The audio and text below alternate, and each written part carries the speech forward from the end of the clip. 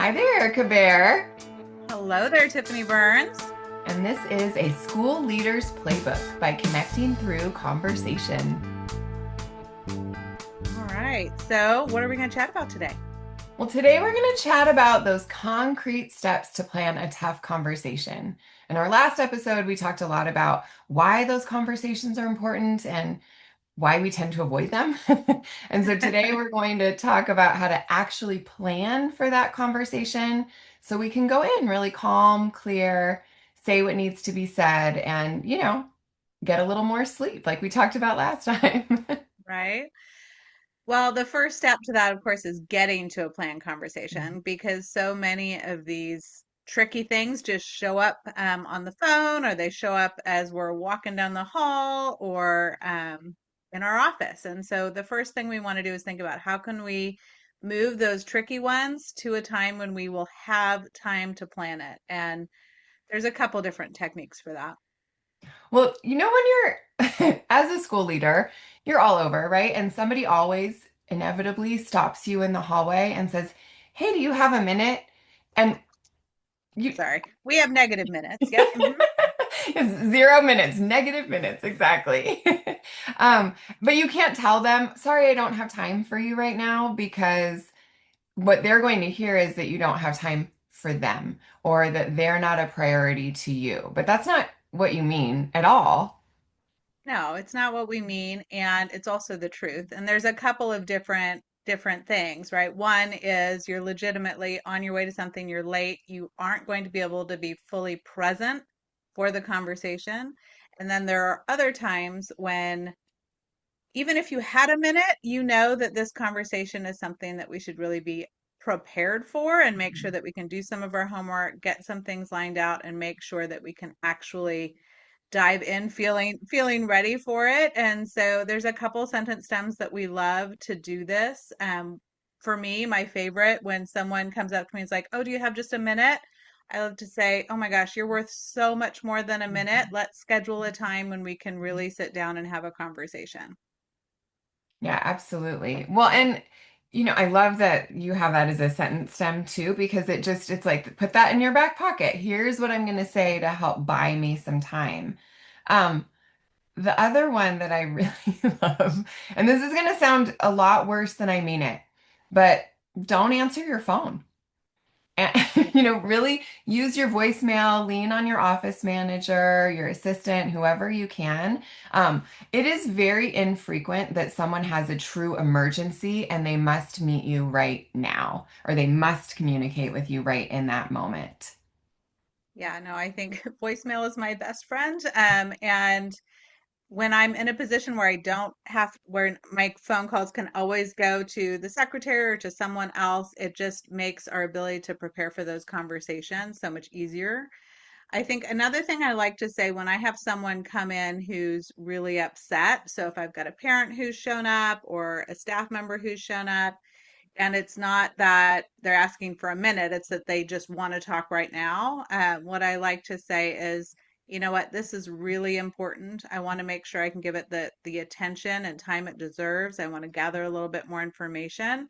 Let's schedule a time so we can sit down and work this through. I think validating that whatever the concern is really important and that we're not dismissing it or dismissing them is really critical if we're trying to shift it because when someone shows up they're oftentimes if they've come in, if we've had a caregiver show up in the office, if they're that worked up, for one piece it's probably not the best time to talk to them.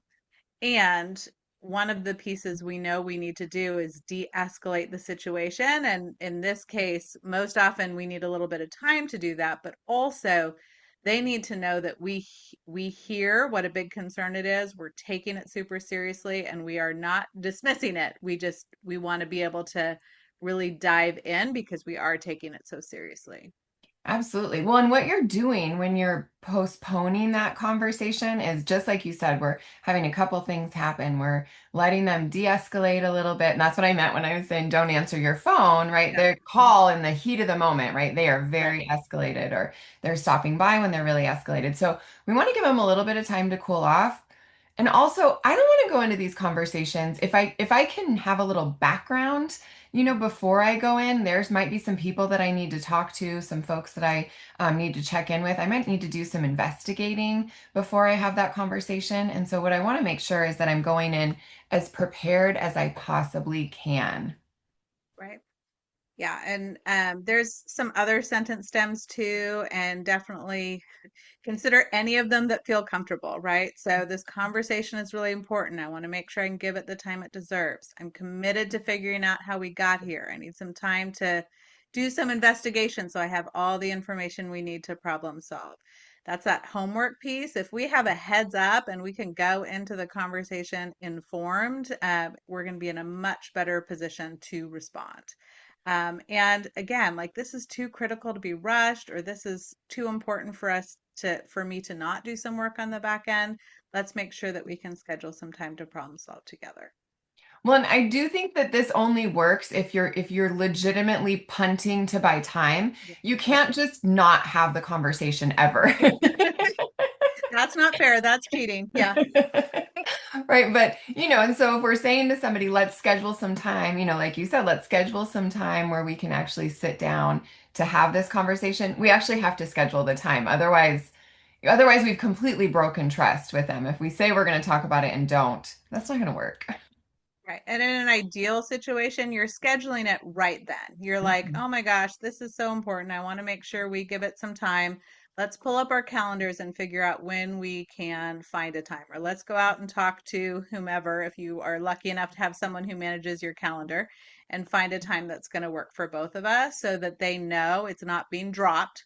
And right away, some action has taken place, right? Something is concrete, moving in the direction they want to go. So, yes, you can't say, yeah, let's talk about it later and then never circle back. That's not gonna work. Well, and I just think about the amount of times that I did get a really heated voicemail, or I did have somebody call our office manager took such good care of me and everyone at school, Yeah. but she would be like, this caregiver, this parent is really, really upset. You need to get back to him. Absolutely, I will. And so by the end of the day, it could even sometimes be just a couple hours later. Sometimes it was the next morning, as long as it wasn't a safety concern or a real emergency. And when I would call back, so many times what I would hear people say is, "Ooh, you are glad I did not talk to you yesterday. I was really upset." And in my head, I'm like, "Yeah, that was by design. Yeah, Mhm. yes, that was on purpose." Yeah, yeah. Oh. Well, I think once we've kind of bought the time, once we've figured out that we're going to move the conversation, that means we have some time to prepare and we don't want to waste that opportunity, right? So there's and this is whether it was a fly-in conversation or there's a conversation you need to have. We really recommend going through some concrete steps to get ourselves ready. And this is all available on our website as a free download, connectingthroughconversation.com. It's on our resources page, but we're going to kind of talk through each step a little bit. The first one is purpose. And that is really just getting clear about what is it I'm trying to get done in this conversation? What do I want to make sure is accomplished? What message do I want them to walk away with? What are the clear action steps I need from them? What do I need out of the conversation? Is there anything that I need to make sure not only gets communicated but gets done? Or am I needing to hear something in this conversation, gather information? It could be an investigatory kind of conversation. What are those things I really need? And what am I really wanting them to do? The reason we pause on purpose is because we have to, for one, be clear so that we can be well planned for the conversation, but also this is a good kind of gut check because if you're walking into this conversation for any reason besides like you care about the people involved, you care about your school, you care about something, but instead you're thinking about like, I really need to put this person in their place. I'm really angry and I need to let them know. These are moments when we're like, pause, pause. It doesn't mean you're not going to have the conversation, but right now is probably not the moment. I love that you said that part, the pause and then it doesn't mean that we're not having the conversation, because in our last episode we talked so much about having the conversation and all the reasons why we might avoid having it and why those are valid feelings, but we still have to have the Right. conversation. But I think what you just did is give folks permission, and not just gave permission, but really encouraged. If you are really escalated, or if your purpose is not rooted in care, this is not the time. That doesn't mean don't have it, just don't have it Right. yet. Mhm. Take a walk, go around the block, take a few deep breaths, really think about, because if we're in it to win, if we're in it to kind of suppress someone's voice or whatever it is, we really need to make sure that that's not what we're walking in with, because that's going to be what comes across. I remember calling you sometimes and being like, I have to have this conversation. I am mad. Can I just share with you that you did such a great job of reflective listening and Oh, acknowledging and validating me. And then it was like, okay, I feel better. So, get an Erica. right, right. Well, and vent, right? I mean, I Yeah. think there's an appropriate time, place, and person that you can vent with, and there's different ways to vent. Some people, will type it all out and then delete it. That's one way. But there's also, if you are lucky enough to have someone who you can call and talk through something and really just be like, oh my gosh, I'm so frustrated. Just that action of like getting it out can make a big difference when you actually go to have the conversation with the person. Sorry, I'm just gonna brag about Erica for a minute because you're so good at when I was able to call you and say this is, and I still do this. I don't know why I'm acting like this was all in the past. But when I call and it's like I'm really frustrated about this thing or this is so irritating, you do a great job of acknowledging and validating. But we don't live there. We don't live Right, in that really, irritated, grumpy, negative spiral space. Like we hang out there for a minute and then we're figuring out, okay, that's the other part is like, okay, right. help me figure out how to get out of this. Like, Right. what are What some am I going to do actions? now? Yeah, yeah.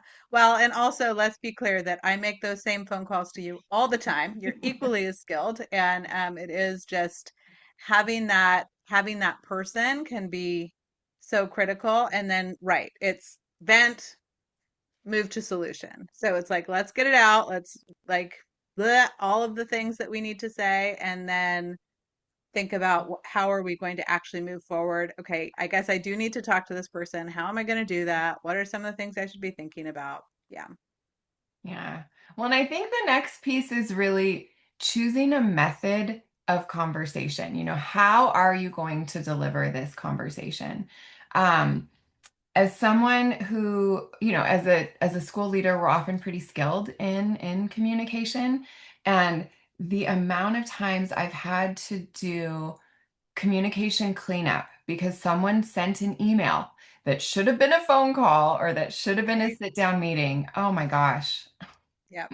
Yep. So many times. And I mean, it's so tempting, right? Especially if it's a conversation we don't want to have, especially if the last time we called this person, it did not go well. And also like we're busy. I get it. We want to just kind of get it done, cross it off our list. And when there's any kind of nuance at all, email is not the method. Email is for sharing one way pieces of information. It's for reporting basic facts. It's for follow up after a conversation. It's for like doing the schedule for the week. It is not for anything that requires any kind of dialogue or back and forth or sharing information that is going to be really, really difficult, or even just a little bit difficult for the person on the other side of it, because you can't read nuance, you can't read tone, you can't read any of those pieces. And the person on the other side of the email is for sure not going to feel heard because they haven't had an opportunity to say anything. And so then you get into this email back and forth, which has a tendency to spiral dangerously. Well, I will never forget my first year as a principal. I was a principal of well, I don't need to say all that, but at my first year as a principal, I had this teacher that sent me an email and they were talking about all these different pieces of things that were happening in the school. And it was a number of pieces that they had concerns about, and I wanted to respond to them one by one. I wanted to share, okay, this just really have a response to everything that they said in this very lengthy email. And so that night I wrote a response to every single thing. I mean, it was long. We're going to call that a novella. It was quite an email. And I had the good sense to send that email to my principal mentor, who was just a lovely human. The next day she called me and she's like, "Tiffany, how are you feeling?" "Oh, I'm feeling pretty good. Yeah, I read your email." "Huh.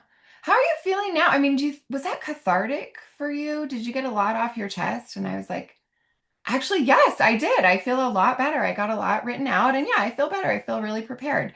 She goes, "Oh, that's so good. Go ahead and hit delete." We do not send emails that are that long. What I want you to write instead is just a couple short sentences here. "Thank you so much for sharing your concern with me. It sounds like we need to sit down and have a time to meet to talk this through." Now hit send. Yep.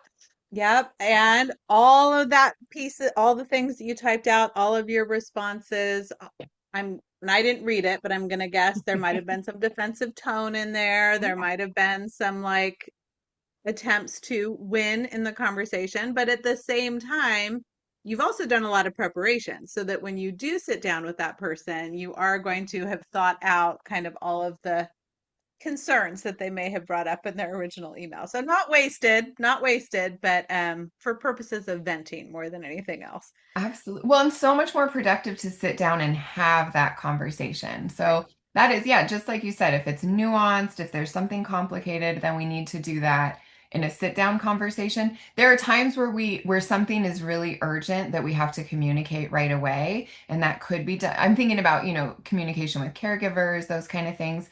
That might be something that is often something where we have to make a quick phone call to let them know what's going Mhm. on, when we don't have time to plan that full sit down meeting. Yeah. And that can often end with, I wanted to make sure you had this information right away. I'm Hmm. happy to sit down with you and talk about it further, but didn't want, the day to end without you having all of this information. And I mean, that can also be true if you aren't able to reach someone and you do have to put something in email. Make sure that that is summed up with, I really want to have a conversation with you about this. I want to make sure that I can share all the information and also hear from you, and gather more information that way so that we can, even if we have to, because sometimes we are backed in a corner, and we just have to get something sent out, then make sure that you include that opportunity for follow up. Absolutely. Well, and I think too about when we call them little drop by Yeah. conversations, when you're stopping somebody in the hallway or you're having a quick conversation with a caregiver at drop off or pickup or something like that. Um, those are conversations that either it's just way more efficient to do really quickly, like, "Hey, there's this little thing that I want to share with you." It's also sometimes when I call it plant a seed, like drop in a little idea about something that maybe we're going to talk about later. Or maybe sometimes it's something that I don't want to have carry a lot of weight. And if I sat down for a meeting, it would give it a lot more gravity than I really needed it to or that I wanted it to. So that drop by is really helpful as well. Yeah, I think especially when we're thinking about the staff that we support, if there's something, Mhm. if there's information they need to have, but it's not something that we want them to think is like that they're in trouble or there's some giant concern, but there is something that they need to know, that's when we want to just swing by their classroom, catch them walking down the hall, keep it really casual so that it doesn't feel like, oh, this is a big enough deal that we set a time to meet. Yeah. Absolutely. Well, there's so Well, and many. Oh, go ahead. Go ahead. I was just going to say, there's so much to think about in terms of how to have the conversation. We also want to think about when to have that conversation, right? So, like the timing of it, when we actually have the luxury of scheduling it, which is something we really try and do. Thinking about when am I going to set this up so that it's going to have the opportunity for the most success. So I don't know. There's a couple different factors.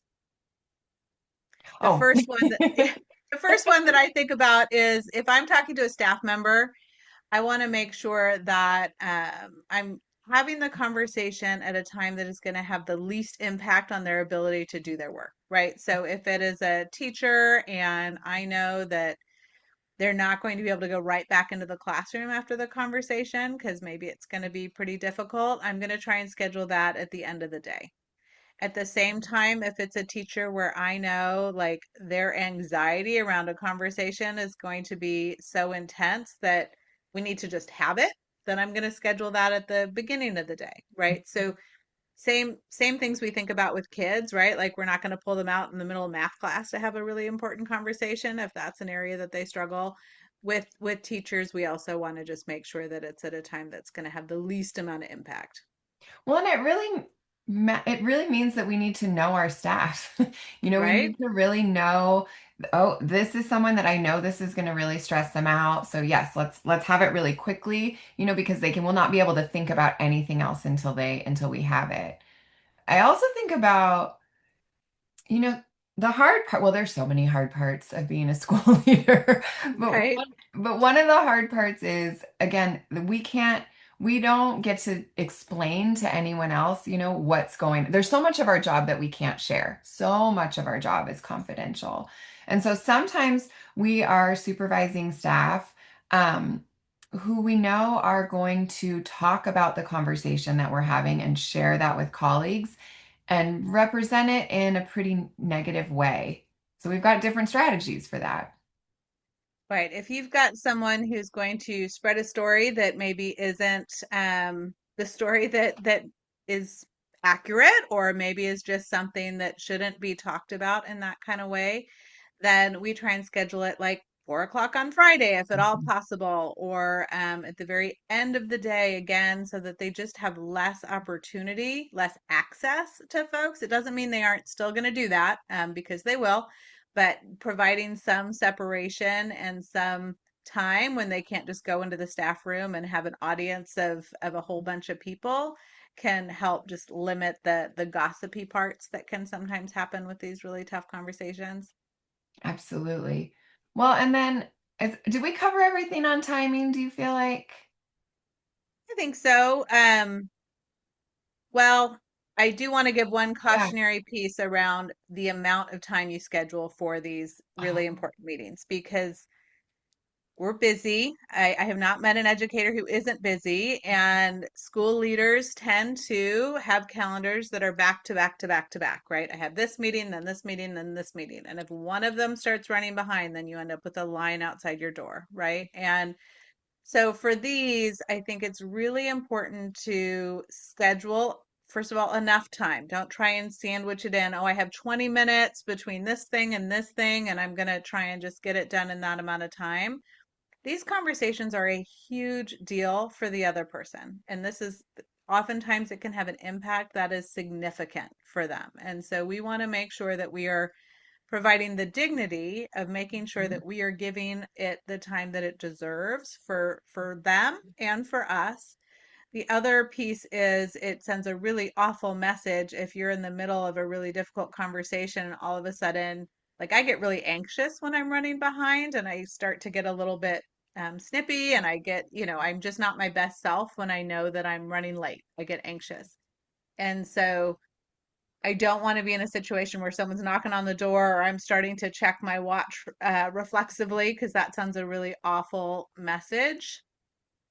So schedule enough time. That's the first piece. The other thing that's just like a CTC tip, something that we recommend for everybody, if you're going into something really hard, schedule recovery. Like give yourself 15, 20 minutes after the meeting so that you can come back down, right? They're hard on us. Even, I mean, it's hard on them oftentimes when we're delivering really bad news, but this is emotional for us too. It takes emotional energy, it takes emotional weight. So give yourself enough time to take a quick lap around your school, get a drink of water.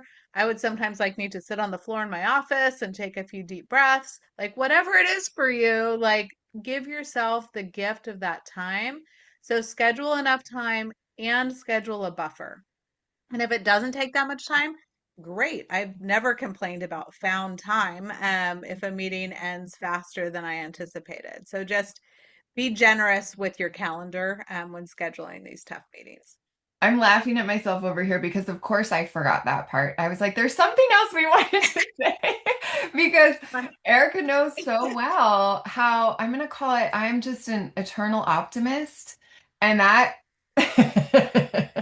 A time optimist, a I'm time optimist. I'm a Yes. time optimist. I am notorious for thinking, oh, this won't take that long, or this will be super quick. And especially when planning these kind of conversations, I really need to think about this is going to take a while. And if it doesn't, great, but just plan for it. We're not going to be optimistic in how long these go. No, no, we're gonna plan for worst case in terms of timing. Yeah.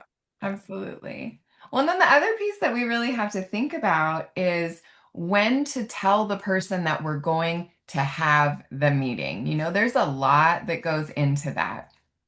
Yeah. So that invitation is so critical, especially if it is you introducing the topic, right? Like Mhm. if someone came in and we scheduled it, the invitation's not a big deal. But if we're in a situation where we need to sit down with a staff member, say, and discuss a performance concern or discuss a parent complaint or whatever it is, the invitation sometimes is the first time they're hearing about it. So we have to be really careful about that. Well, and how long do you think, Erica, we should go before we send? So I know that I have to have this meeting, the meeting I want to have on, say, Friday. When do I invite them to make sure that they are, it's the Goldilocks, not too much time, not too little time.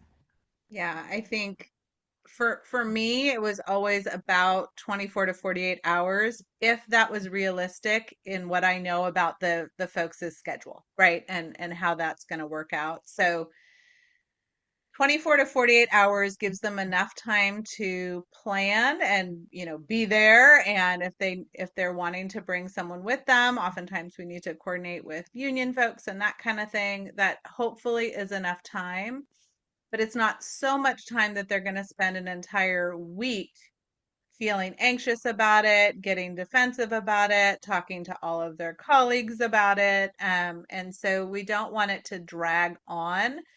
There's also a piece here about knowing your staff again. Some folks are going to need more of a heads up than that. Maybe they're just real processors. Maybe they are super busy and it's going to be more difficult to pin them down for a time. And for other folks, that their anxiety tends to run really high and they're going to be really worried about the conversation. I'm probably going to shrink that as much as possible. So, Absolutely. Well, and we've all heard of folks telling someone on a Friday, we have to have a meeting, oh, be there on Monday. And now I've just ruined that person's weekend. That's not a kind thing to do. They don't have an opportunity to come ask me what it's about or check in. That's so stressful.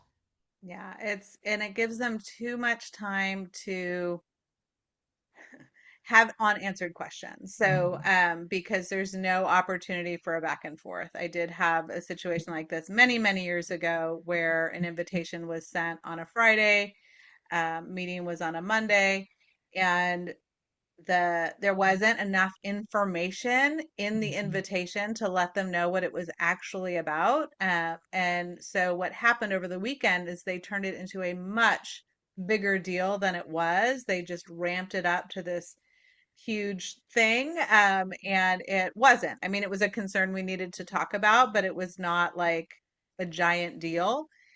And so then the meeting turns into this like talking about how upsetting the invitation was instead of the issue that we needed to talk about. And also made it harder to take that issue seriously because it was so much less significant than what they'd built it up in their mind. And so, yeah, Friday afternoon is never a good time to send a message like that because it just gives time for anxiety to build.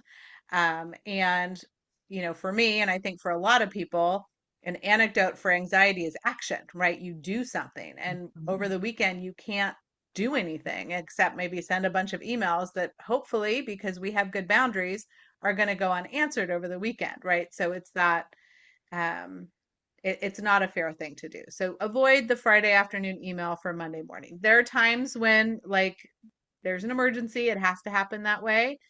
Call them, Like, have Yeah. a conversation with them. Don't just send an email, or go by their classroom and explain, so that they can ask any questions and know what's happening next. Yeah, I love that you just gave some options of here's how you can do that if you have to. Right, Yeah. right. Well, and I think also, I mean, the other part with that is the impact that that would have on culture, Oh right? my So gosh. that person is going, you know what Tiffany just did, or this is what Erica just did. I can't believe that. And now we've created this environment where people think like people know that's not a kind Yeah, thing to do. They don't get that and think, gosh, that was nice. She must have just been busy. right. Or, and this has happened, right? They're so worried about it. They call their colleagues, and then their colleagues are also helping to speculate what could this possibly be about. They're trying to help, right? They're trying to calm down. So then we have maybe a whole department or a whole group of people who's feeling really anxious about a thing that isn't a thing. So, yeah, it can definitely have a cultural, and even if it is a thing, Right. if they're speculating about the thing, but it's the wrong thing, or they're, making up a whole other story. It's just so unproductive. And especially if we've gotten colleagues involved, then we have this whole narrative that may or may not be grounded in any kind of truth. Well, there's so much in schools that are angst filled anyway. Let's not add to it. No, let's not. Um, Let's not. Well, Agreed. you talked before about, we might have to include union. And so we're thinking when we send that invitation, who we're also inviting, who we're sending it to, or who we're telling we need to have this meeting. And so if we know that it's disciplinary, we need to let the person know that they bring union. For me, if ever union is involved, I'm talking to HR. I do not like to surprise my HR director. My HR director does not want to be surprised, maybe on their birthday, but that's it.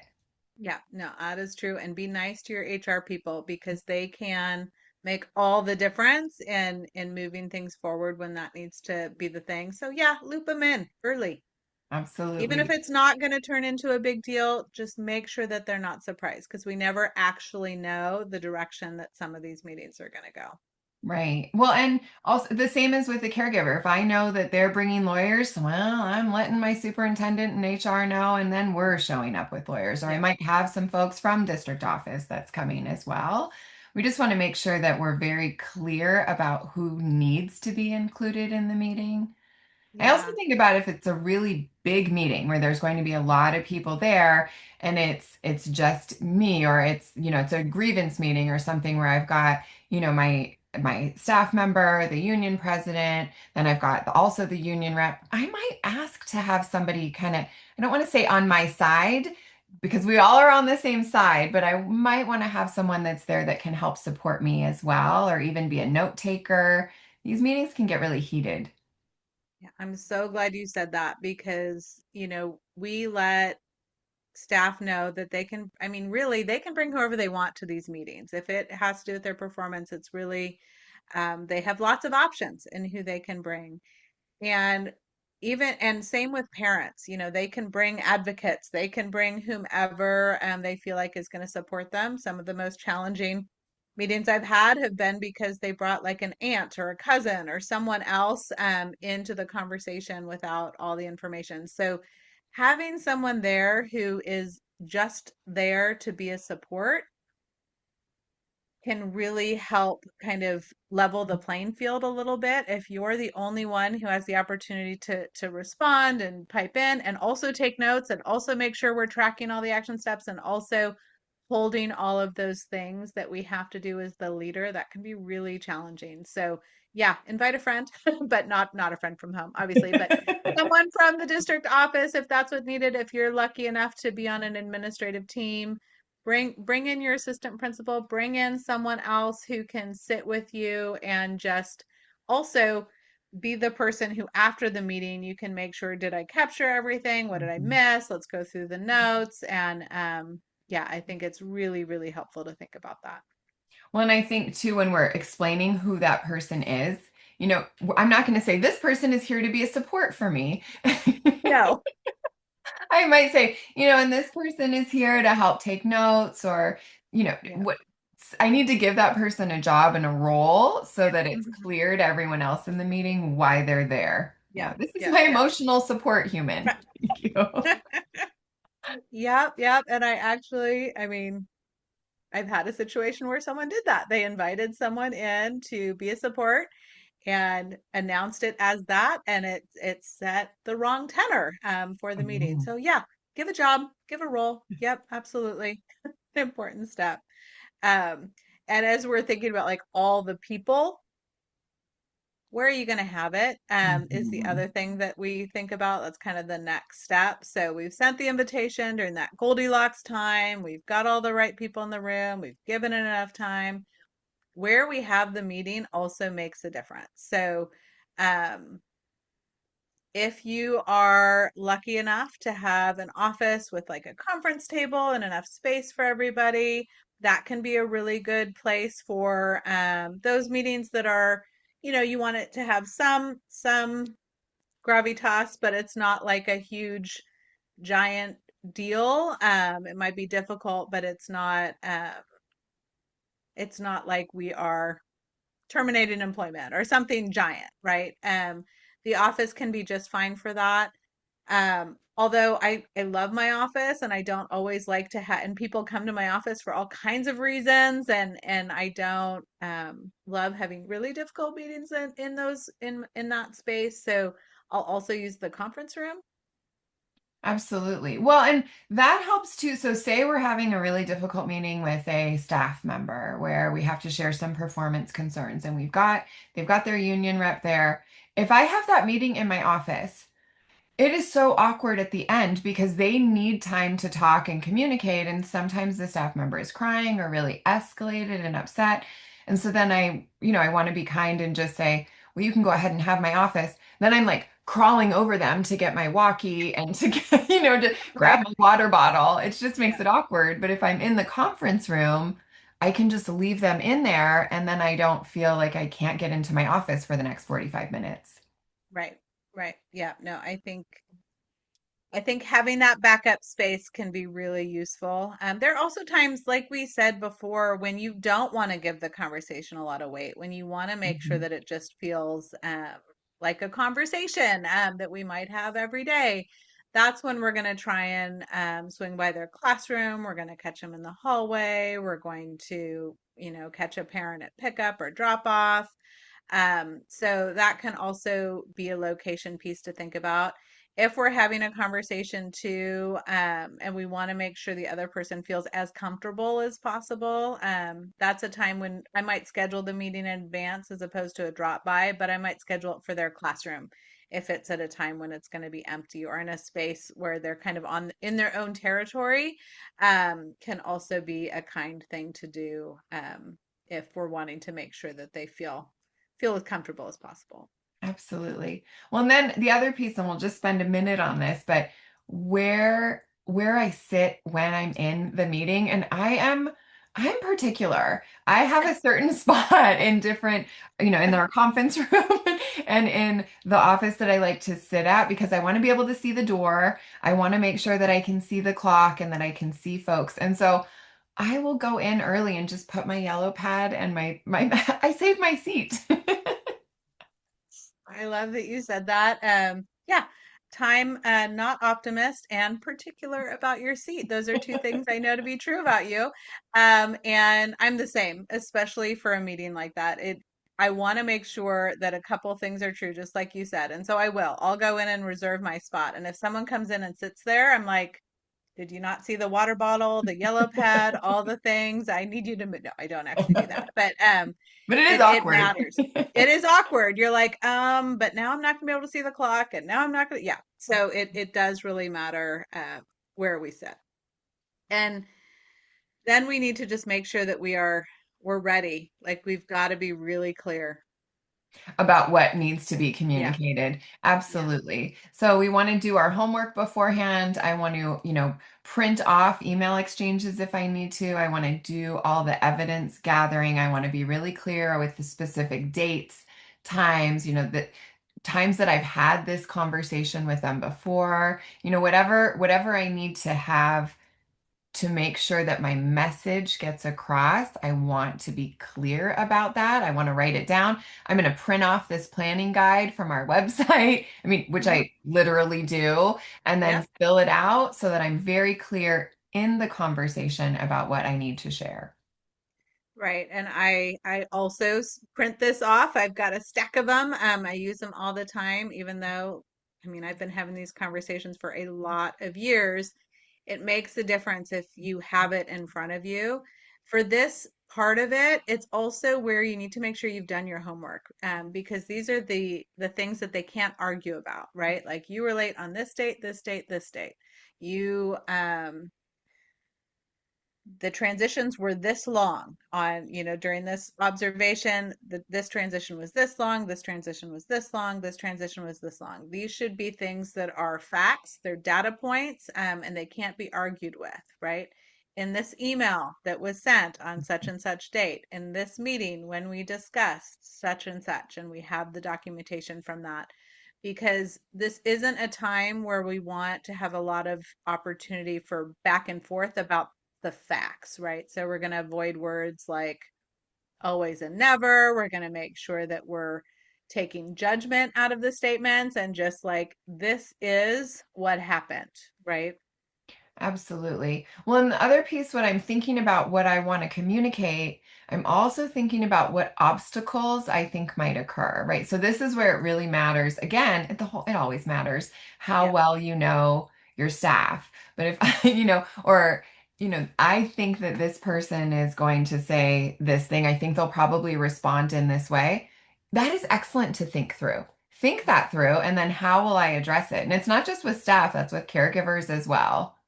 Yeah, absolutely. And, we can't anticipate all obstacles, but we can anticipate some of them, right? If every single meeting you've had with a caregiver, they've brought up an incident that happened 3 years ago, cut that off at the D. Say it in the very beginning. Like, I'm so sorry this happened 3 years ago. Nevertheless, today we are here to talk about XYZ, right? Like, just address it, put it on the table so that you can move forward. If you know that you're sitting down for a meeting with folks who tend to go long, really think through your agenda, think through the timing, have that printed off so everyone kind of knows the time frame that we have, and be prepared in that way. When we're talking with staff, and you kind of know some of the reasons they might give for whatever it is that we're talking about, and I'm going to say maybe some excuses that we know that they're going to bring into the conversation. Just think about how you're going to respond to that so that you're not caught off guard in the moment. Well, and I think that helps so much, this whole process of planning the conversation, because so much of the time when we know we're going to have one of these conversations, we rehearse it in our heads, like on this loop of, well, and then they'll say this and I'll say this, or, you just think it through, and it gets to a point where that's not productive, right? Because Right. we're worrying about it and we're having a lot of anxiety and nerves about it. What I really find with doing this planning guide is I write it down. I have concrete, exact steps. Here's what I'm going to say. Here's how I'm going to go. I've thought about how this can go sideways. And it's so helpful to just be able to have that going in so I can stop rehearsing it in an unproductive way. Yeah, and it's that action we can take to reduce our own anxiety, right? It's how we move forward. So, yeah, when you take a few minutes to really plan out a conversation, to really think it through, a couple things happen. One, the conversation's probably going to be way more productive. And two, you're likely to be a lot less worried about it because you feel prepared. Absolutely. So, folks, if you want the full planning guide, check it out on our website as a download. We'll have it in the show notes. Erica, let's connect it. All right. Well, for me, couple big takeaways, but I think the first is when you can buy time, do. So use those sentence stems. Think about ways that you can move those conversations to planned. And I think as much as you can, plan out the conversation beforehand, and it will go so much smoother. That's it. Yep. Yeah. Good talk, Tiffany Burns. Good talk, Erica Bear.